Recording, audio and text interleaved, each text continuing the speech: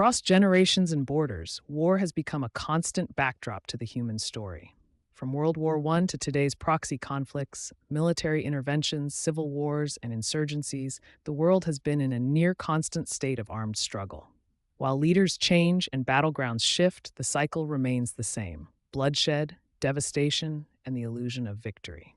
We often talk about war in terms of strategy, borders, or patriotism. But the real cost, the long-term human, environmental, economic, and moral damage, rarely gets the attention it deserves.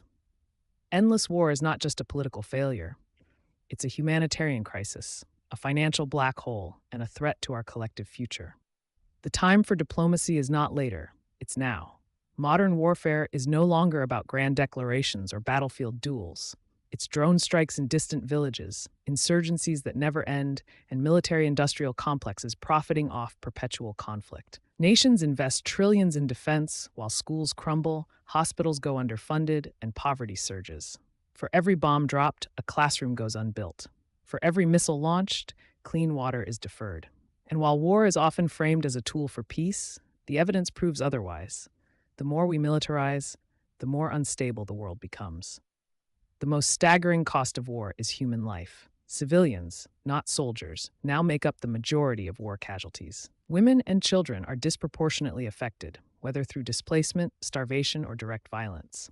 Entire generations are raised amid trauma, missing education, safety, and hope. Refugee populations swell, borders tighten, and xenophobia festers. The long tail of war includes PTSD, amputations, lost families, and lost futures. Scars that last long after the last bullet is fired.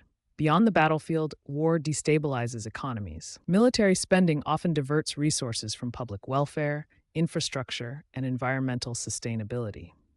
Countries trapped in cycles of conflict see their GDPs plummet, their public services collapse, and their institutions erode. Even so-called victors suffer.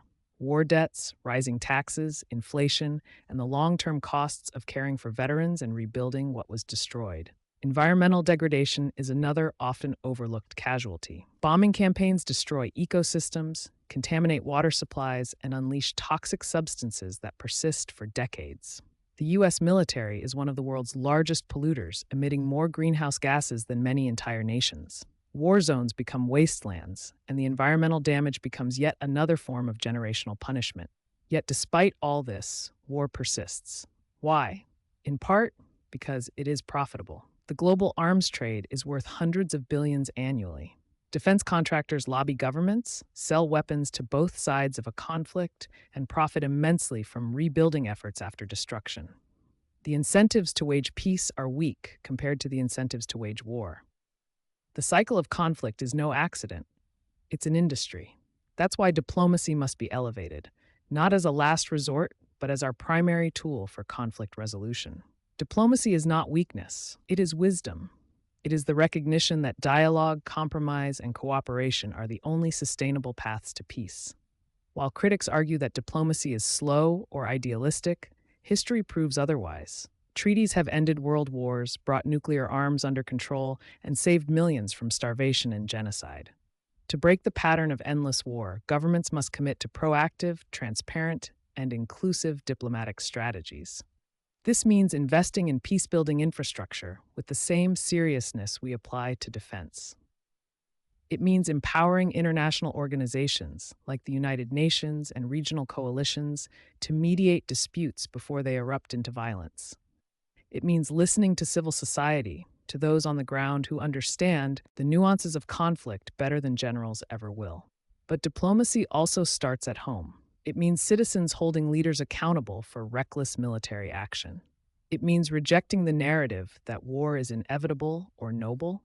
It means educating future generations not in fear and nationalism, but in empathy, history, and global awareness. It means recognizing that our shared humanity is more important than any national boundary or ideological divide. The true cost of war cannot be measured in dollars or data alone. It is written in the rubble of destroyed cities, in the eyes of grieving parents, in the silence of children who have seen too much.